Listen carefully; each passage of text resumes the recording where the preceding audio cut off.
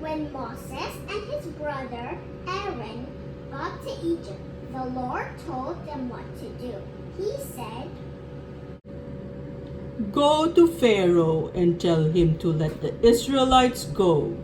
He will be very stubborn before he will let you go, and it will take many signs and miracles. But everyone will know that I am God when he finally frees the Israelites." So they did what God asked, and they went to see Pharaoh. In front of Aaron, threw down his staff and became a snake, just as God told Moses it would.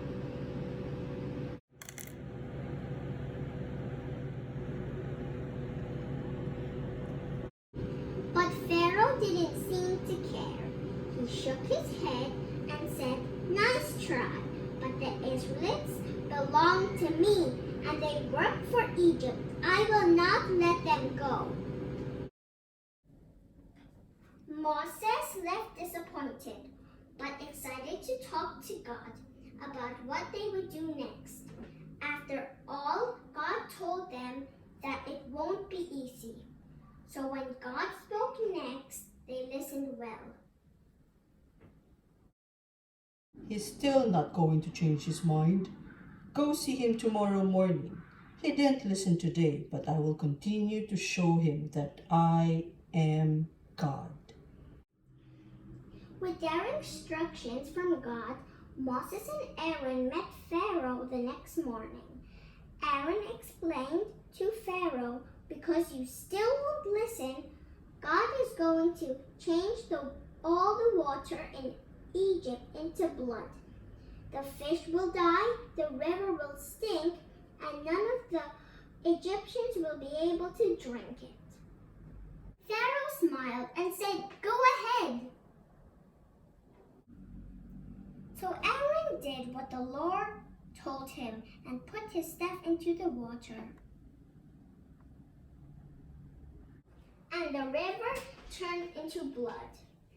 All the fish died, and the water smelled so bad. No matter where you were, you could smell it. "Will you let our people go?" "No!" After a whole week of this, Pharaoh still wouldn't let the people go. And God said, "I will plague the whole country with frogs." And they were really everywhere. "Will you let our people go?"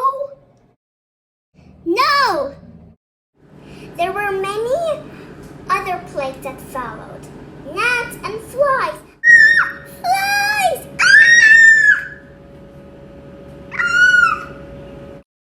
All the livestock got sick and died.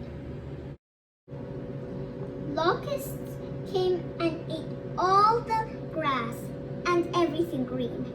And then there was complete darkness. Nobody left their homes because they couldn't even see where they were going. "Will you let our people go?" "No!" Moses, tell your people to mark a red cross on their doors tonight. All firstborn sons in Egypt will die, but I will protect the houses with the red crosses. The illness will pass over these houses. After Pharaoh realized what happened in Egypt, he called for Moses and Aaron just after midnight. And he said, "Leave my people, you and all the Israelites.